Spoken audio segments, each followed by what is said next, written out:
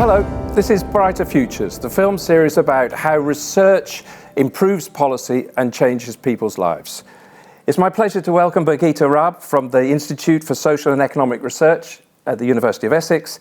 In this episode, we're talking about the effects of the lockdown and the pandemic on children's mental health and their development. So, Birgitta, welcome. Would you like to tell us a little bit about the research and what you've been finding out? Yeah, so we obviously, like everybody else, were suddenly faced with the pandemic and the school closures that happened as a result. And very early on, people were quite concerned about the learning losses that children would experience through homeschooling, and that's our area of research. But also it became quite clear early on that there was a huge impact on mental health in the pandemic. And it was, we had data about that. About 1 in 10 children had a mental health problem before the pandemic. That went up to 1 in 6. So quite concerning. And what we were interested in was to look at what did the school closures contribute. So the pandemic overall, obviously there are concerns, anxiety, problems in the family, but we wanted to know specifically what the school closures contributed to the mental health of children. So, and we looked at parents as well. We looked at both of those things. And I guess they come hand in hand to an extent, children being home with parents and experiencing their mood swings and things that affects children by extension as well. So it's all, part of the same thing. So what we wanted to find out, what is the effect of school closures? Now, schools were closed for everybody, so how do you research this? But there was this one specific turn of events in the summer of 2020 where the government prioritized some children to return to school before the summer holidays. You might remember this. That seems an age ago now, but yes. Ages ago, but the government said that very young children, so reception and year 1, plus the children who would later have to transition into secondary school, so the year 6s should be prioritized for a return to school because they were assumed to be the hardest hit in primary school, and other children were not prioritized. So that enabled us as researchers to compare what happened to the children that had 7 weeks of extra schooling compared to those that didn't, and then they all went back to school in September unless the local schools were closed down, which still happened quite a lot, if you remember. Yeah. So this had never happened before, this kind of change across not only whole schools but whole communities, whole cities had changed dramatically in terms of behaviour, but you were able to then look at the impacts of that, both on the children and also on their parents. I guess we knew a little bit about school closures through things like hurricanes and natural disasters. There's literature on teacher strikes, but this is unprecedented, obviously. And we were quite lucky because here at Essex, as you know, we produce Understanding Society, the world's largest household survey. So we had data about all these children already before the pandemic. And then in the pandemic, we very, very quickly launched another COVID survey on top of Understanding Society. So we were able to track these families and children from very early on, from April 2020. And what we found was that the children who were prioritized to go back did much better in terms of their mental health, and those that were not, just by losing those extra 7 weeks, which you would think is not that much, it's the duration of a summer holiday really, their mental health was worse by 30% worse than the pre-pandemic averages. So just to give you a feeling of how that was measured or what that actually means, the measure that we use measures emotional and behavioral difficulties of children. So there are different questions about different behaviors, and one of them is fidgeting. And the impact that we found of missing 7 weeks would be a child that never fidgets to going to fidgeting all the time, or tantruming would be another example. So that's about the size of the effect, which is, quite considerable. And also you have to consider that the government recommendation to send some children back to school, not others, wasn't followed 100%. And not all the parents actually did send the children when they were asked to go. Some were reticent at the time. Exactly. Some were worried about infections, shielding in the family. So we think that the impact actually was much higher than this, because it's kind of watered down by not everyone following the guidance.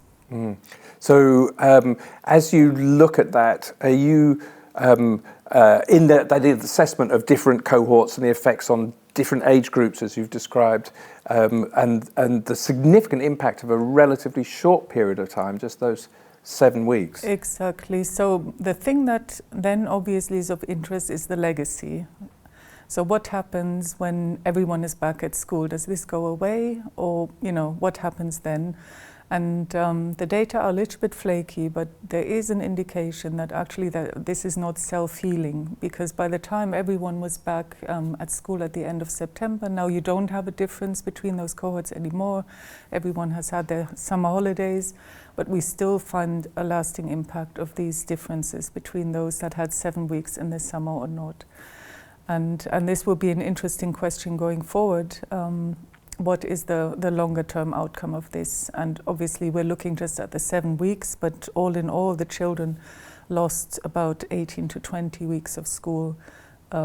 So we don't know the cumulative effect and repeated closures. Yeah, so this was a phase shift. This wasn't a sort of a short-term impact and people returned to where they would have been if there hadn't been this problem. This is what we think from the evidence we have, that there's a longer lasting impact. In fact, we think that the mental health effect might have been larger than the learning loss from studies of other people that we have seen, and it might be harder to heal because there is an indication that catch-up in terms of learning is actually quite quick, whereas mental health is more difficult to shift and more difficult to get help to families and children as well.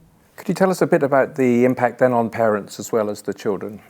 Yeah, for parents, we also see a large impact on their mental health, but I'm saying parents, this isn't true, because you have to distinguish here fathers and mothers, very interestingly. Exactly. And there we find the negative mental health impact just on mothers, not on the fathers, which kind of goes hand in hand with the things that we've heard about, that people were, especially early on in the pandemic, resorting to the more traditional models where the women were taking on more of the housework and more of the childcare, and there was quite a big concern about us rolling back in time to times that we don't want to really go back to. And so mothers in households had all their existing activities, and now they were having not only to look after the children during the whole course of the day, but to help them actually teach. So they had to learn to be teachers as well, to a certain extent. I mean, that's a lot of pressure. And I guess the housework also went up, just from my own experience, the amount of cooking and cleaning with, Everybody's there. Everybody is in the house all of the time, we've seen this sort of rather remarkable, it wasn't an experiment because it just happened, but you were able to track it through having Understanding Society, which has been running for several decades, so a world-famous study. You were able to investigate these changes that have happened.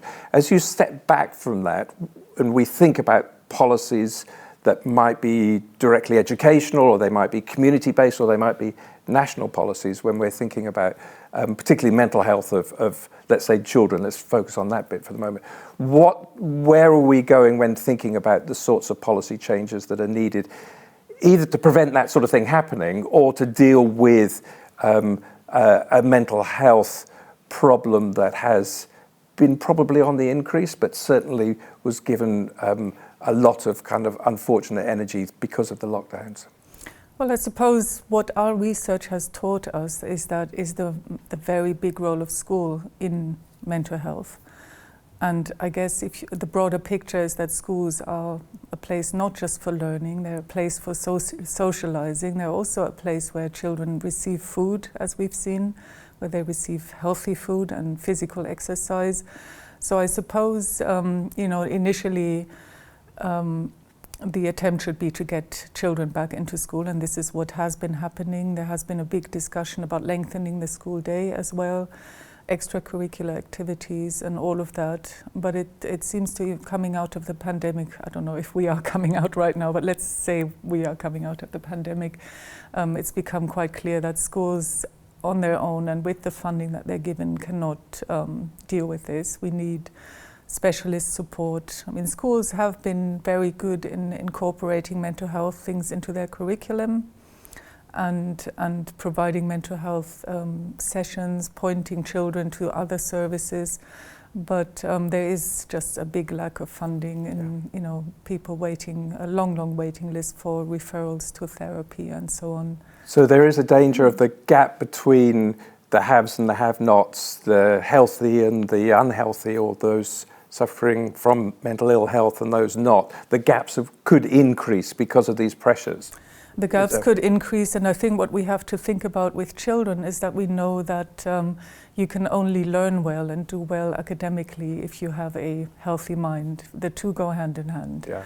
And so we have seen more children drop out of university. I'm saying children, young people, students dropping out of university. We have people dropping out to sixth form college. All of these things, you know, they go hand in hand. It's very visible.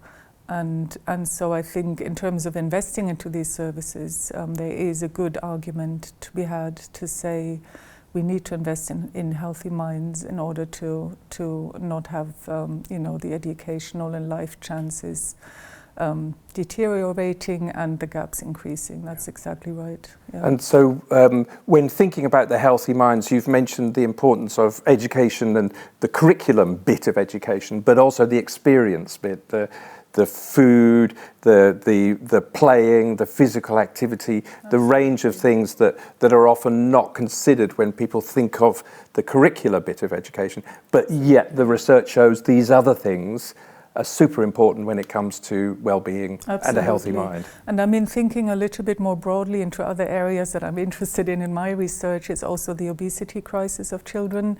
The National Child Measurement Program was stopped in the pandemic. This is the program that goes into schools and weighs and measures children and checks the obesity levels in the country.